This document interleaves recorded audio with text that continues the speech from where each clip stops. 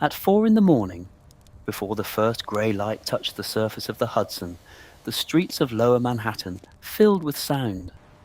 Not the gentle stirring of a city waking, but a detonation. The sharp crack of iron horseshoes against wet cobblestone.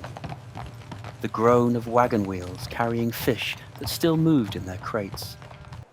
The shouts of men at Fulton Market, where the fishing trade opened hours before dawn, and the smell of brine, blood, and salt pressed itself into every crack between the buildings like something alive. New York in 1850 held 500,000 people. In 10 years, it would hold 1,000,000.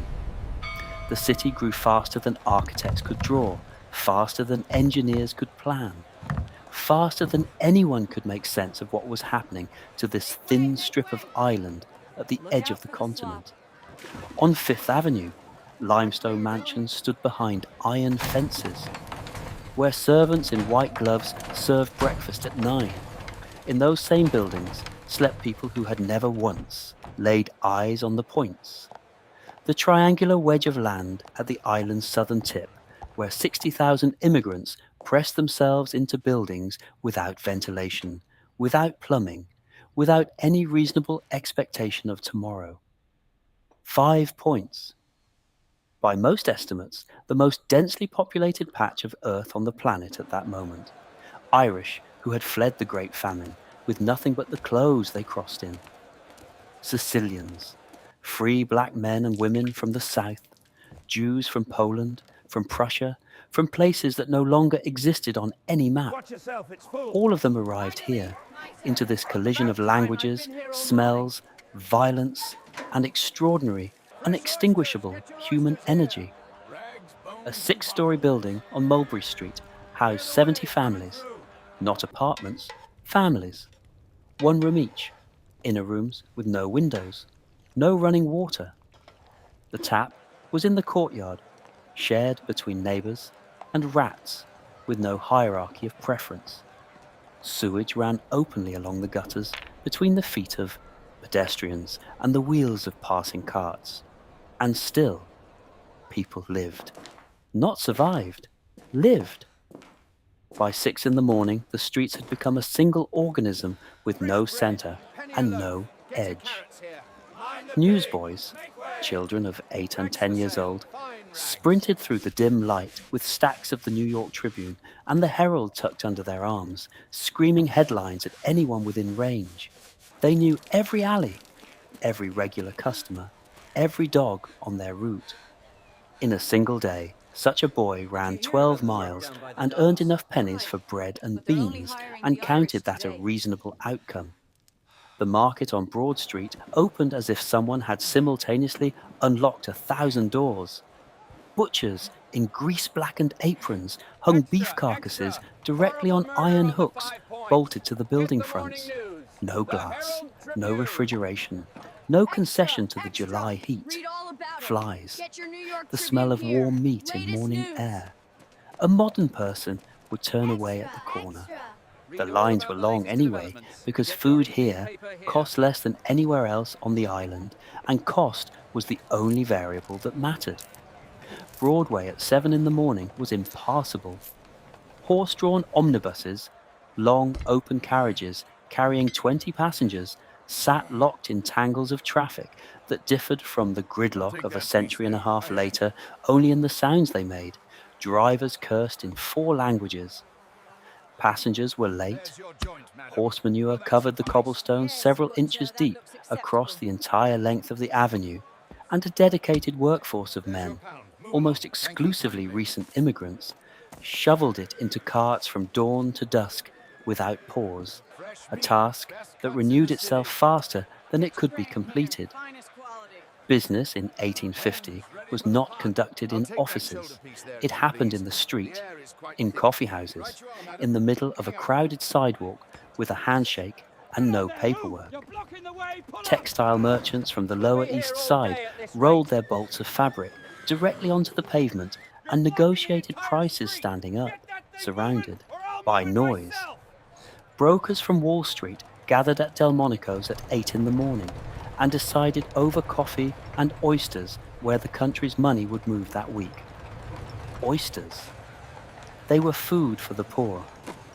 The harbour teemed with them, sold from buckets at street corners for a penny a dozen.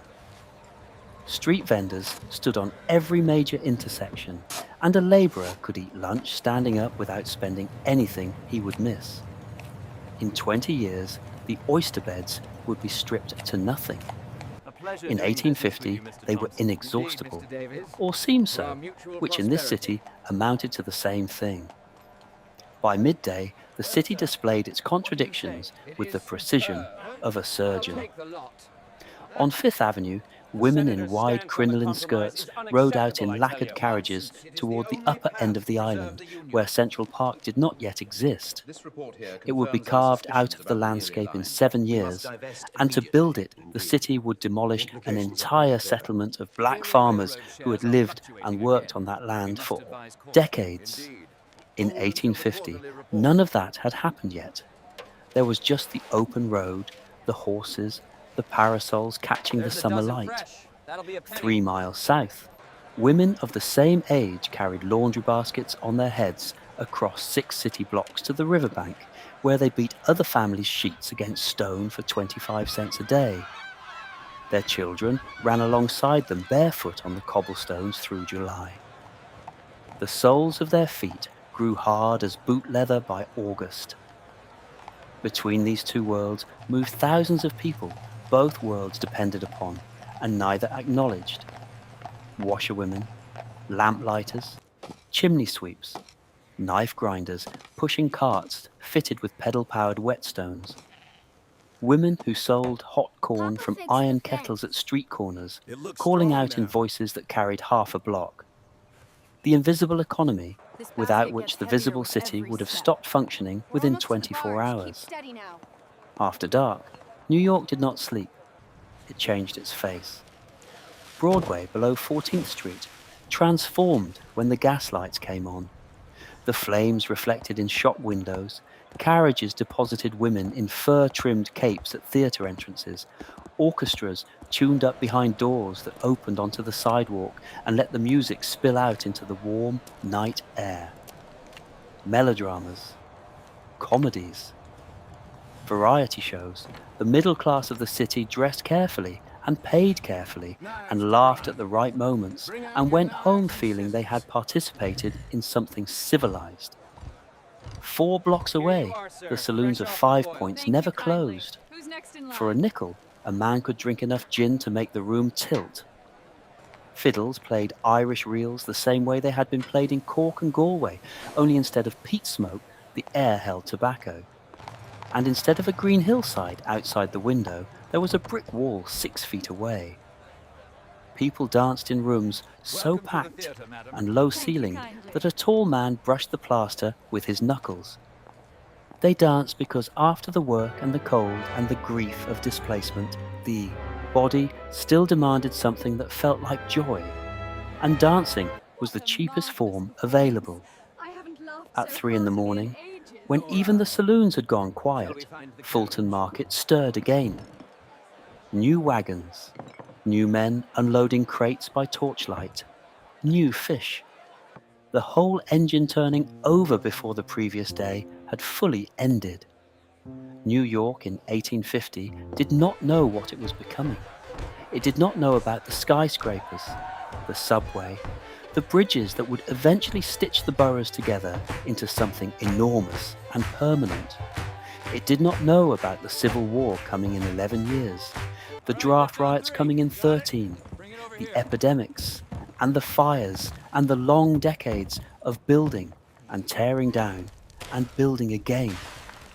It knew only one thing: stop moving and you disappear.